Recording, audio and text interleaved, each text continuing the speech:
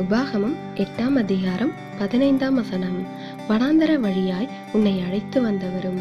கிறிஸ்துவுக்குள் அன்பானவர்களே, மோசேயின் தலைமையில் எகிப்தை விட்டு வெளியேறி ஆசீர்வாதமான கானானை நோக்கி பயணம் செய்த எபிரேயர்கள் செழிப்பான ஒரு தேசம் தங்களுக்கு கிடைக்க வேண்டும் என்று விரும்பினார்கள்.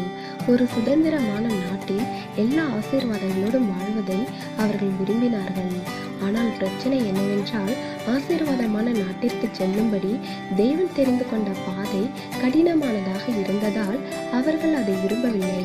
மேலும் மோசே விதித்த விதிமுறைகளுக்கு உட்பட்டு அவர்களால் செயல்பட முடியவில்லை. ஆசீர்வாதங்களை நோக்கி செல்லும் போது வரும் கஷ்டங்களை அவர்களால் பொறுமையோடு ஏற்றுக்கொள்ள முடியவில்லை. இன்று நம்மில் அநேகருடைய பிரச்சனையும் அதுதான். நாம் நன்மையை விரும்புகின்றோம், ஆசீர்வாதங்களை எதிர்பார்க்கின்றோம். ஆனால் அவைகளுக்கு நேராக நம்மை நடத்தி செல்ல தேவன் நியமித்த பாதையில் நடக்க விருப்பமின்றி இருக்கிறோம். அவருடைய சித்தத்தின்படி ஒரு இடுக்கமான வாசலை நம்முடைய மனம் வெறுக்கிறது. அது தவறு.